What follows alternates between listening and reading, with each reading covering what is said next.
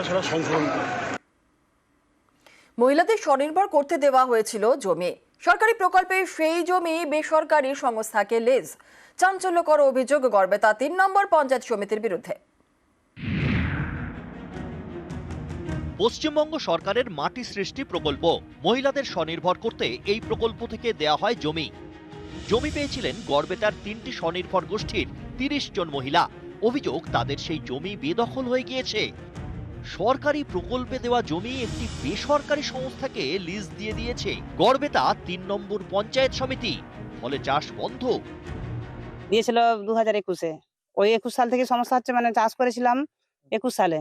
তারা বলছে যে ওইখানে জায়গা দিয়ে দেবো, আর ওইখানে আছে তোমরা চাষ করো না। তার আগে আবার বলছে কোম্পানিকে দিয়ে দিয়েছি, আর তোমাদেরকে যদি আরো জায়গা দিতে পারি তাহলে তোমাদের কি সমস্যা আছে। আমি বলছি হ্যাঁ তাহলে দিয়ে দিন আমার দিকে। দিয়ে আমার দিকে একটা জায়গা দেখালো 2 বিঘা, দিয়ে সেইখানে মিনির সুবিধা করে দিচ্ছে নি, কোনো কিছু করছে না। আমরা কোনো কিছু করতেও তো পারছি না।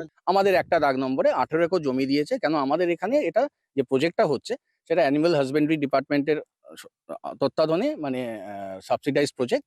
যখন আমরা স্টার্ট করি তার কিছুক্ষণ পর দেখি যে কিছু টুকিটাকি লোকাল অবজেকশন আসতে শুরু করলো। সবাই না, এখানে আমরা প্রচুর গ্রামবাসী আমাদের সাথে আছে, তারা চায় যেখানে একটা কিছু হোক। আমরা ডিএম এর কাছে সব কাগজপত্র পাঠাই, যা যা আমাদের গভর্নমেন্ট পেপারস আছে সবকিছু পাঠানোর পর উইথ অল দেয়ার পারমিশনই আমরা এখানে, এবং এখানে যখন কাজ শুরু হয় তার নোটিফিকেশন আমরা বিডিওকে দিই যে আমরা কাজ শুরু করলাম। পশ্চিম মেদিনীপুরের গড়বেতা, এখানেই রয়েছে উড়াশাই গ্রাম পঞ্চায়েতের গড়বেড়িয়া।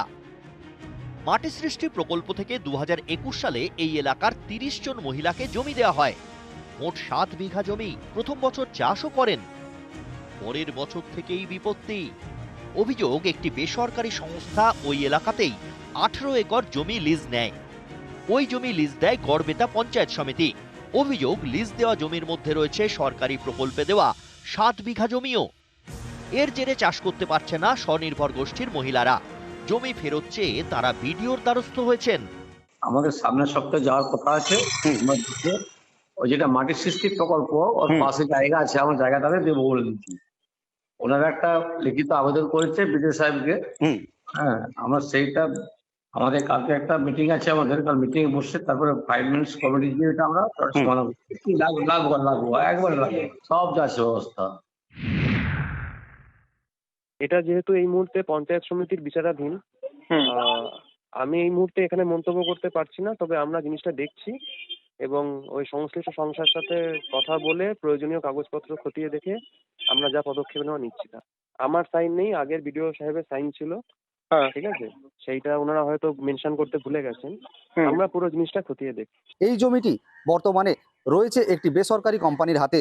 পঞ্চায়েত সমিতির তরফে সেই কোম্পানিকে 30 বছরের লিজ দেওয়া হয়েছে, এমনটাই অভিযোগ উঠে আসছে পঞ্চায়েত সমিতির বিরুদ্ধে। কবে সেই জমি ফেরত পাবেন স্বনির্ভর গোষ্ঠীর মহিলারা, সেদিকেই তাকিয়ে তারা। গড়বেতা থেকে শোভন দাস, নিউজ 18 বাংলা।